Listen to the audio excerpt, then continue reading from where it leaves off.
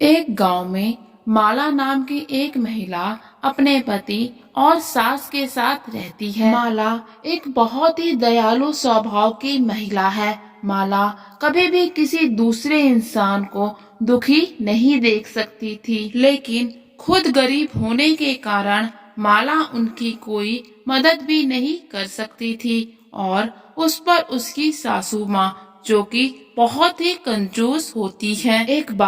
एक बार माला के घर के बाहर एक बूढ़ी औरत अनाज मांगने के लिए आती है।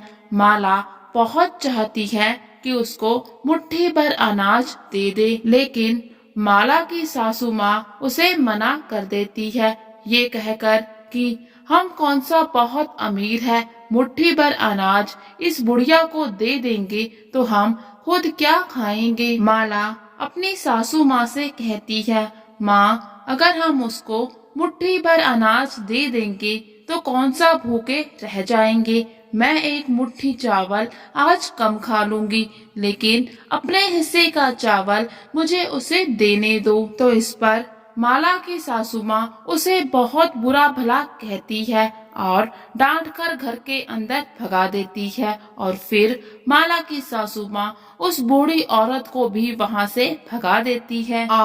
और ऐसे ही फिर कुछ दिन बीत जाते हैं, लेकिन माला और माला के परिवार की गरीबी दूर नहीं होती। तो फिर उसका पति मोहन कहता है कि मैं शहर चला जाता हूँ, वहीं पर कुछ काम देखता हूँ। गांव में जितना भी काम होता है उससे घर का गुजारा अच्छे से नहीं हो रहा। तो फिर उसकी माँ कहती है, क्या मोहन बेटा, क्या तुम सच में शहर जाओगे? तो मोहन कहता है, हाँ माँ, घर की गरीबी दूर करने के लिए मुझे शहर जाना ही होगा। लेकिन माँ तुम चिंता ना करो, मैं हर हफ्ते तुमसे और माला से मिलने के लिए आता रहूंगा। और फिर मोहन शहर चला जाता है और फिर ऐसे ही एक सप्ताह गुजर जाता है। उस दिन माधव को शहर से घर वापस आना होता है, तो माला उसके लिए खाना बना रही होती है। खाना बनाते बनाते सोचती है कि ताजी पानी भरकर ले आती हूँ। और फिर जब माला घर से निकलती है तो वो बूढ़ी औरत उसको रास्ते में मिलती है और कहती है, तुम्हारी सास के डर से मैं कब से यहाँ छुपकर तुम्हारी राह देख रही थी। माला बेटा, मुझे कुछ तो खाने को दे दो, बहुत भूख लगी है।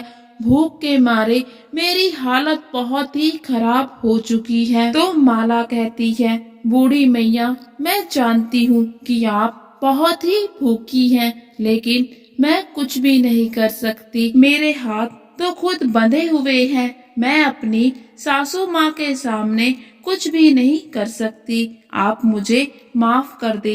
ये कहकर माला रोने लगती है और जब वो रोती है तो उसकी आंख से एक पत्थर निकलता है। वो देखती है, अरे ये क्या, मेरी आंख के आंसू से ये पत्थर कैसे निकला। फिर वो उस पत्थर को बहुत ही ध्यान से देखती है तो पाती है कि वो पत्थर तो बहुत ही चमक रहा है। ये चमकीला सा पत्थर क्या है? तो वो समझ जाती है कि ये पत्थर कोई मामूली पत्थर नहीं है, शायद ये कोई हीरा है। तो फिर वो उस पत्थर को यानी कि हीरे को बूढ़ी मैया को दे देती है। तो बूढ़ी मैया कहती है, अरे माला बेटा, तुम मुझे ये क्या दे रही हो? ये चमकीली सी चीज क्या है? कहीं कहीं ये हीरा तो नहीं?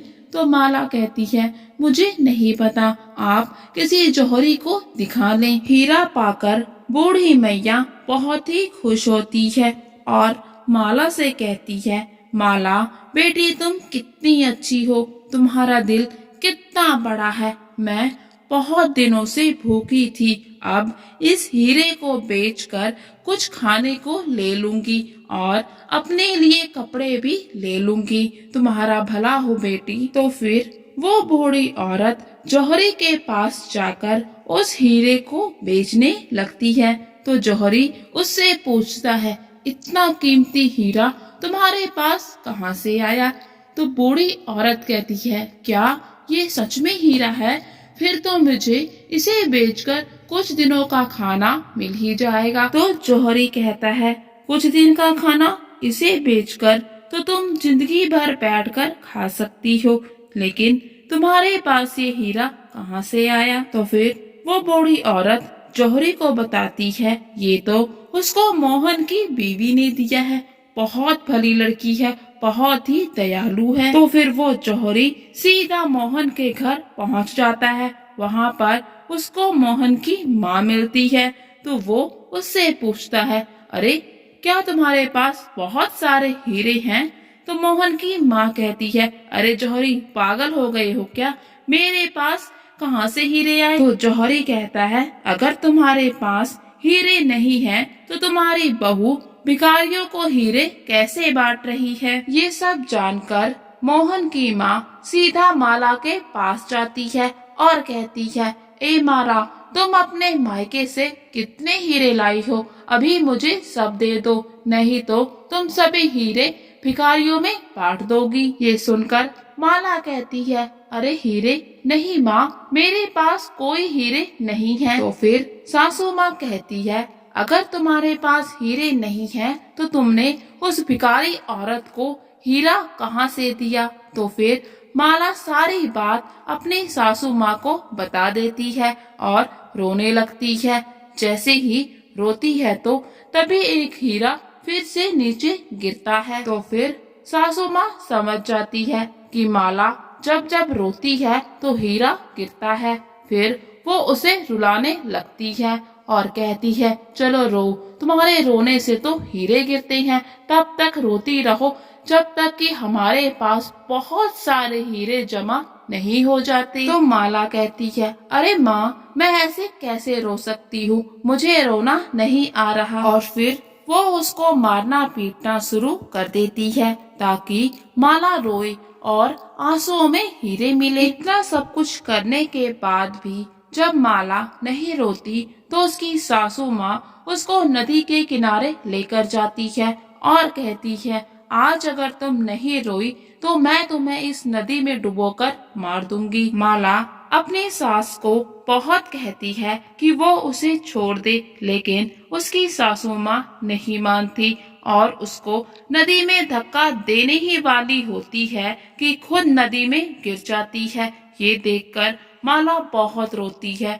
और सभी से मदद मांगती है कि उसकी सासू माँ को बचा लें। इतने में गांव के कुछ लोग आकर उसकी सासू माँ को बचा लेते हैं। फिर ये सब देखकर सासू माँ बहुत ही पछताती है कि उसकी बहू उसके लिए कितना रो रही है, उससे कितना प्यार करती है और वो उसी बहू को मारने जा रही थी। फिर वो माला से माफी मांगती है कि माला, तुम मेरे लिए रो रही हो, मैं जो तुम्हें मारने वाली थी, मुझे माफ कर दो। और देखती है कि माला के रोने से जमीन में कितने सारे हीरे गिर गए हैं। ये सब देखकर वो कहती है कि इंसान सिर्फ अपने ही दुखों के लिए रोता है, लेकिन माला एक तुम हो जो हमेशा ही दूसरों के दुखों को देखकर रोती है। शायद इसीलिए भगवान ने तुम्हें ऐसा वरदान दिया कि जब भी तुम दूसरों के दुखों को देखकर रोती हो तो तुम्हारे आंसू हीरा बन जाए। इसीलिए शायद देखो नीचे कितने हीरे पड़े हैं। और फिर उस दिन के बाद माला और उसकी सासू माँ गरीबों और दुखी लोगों की मदद करने लगे।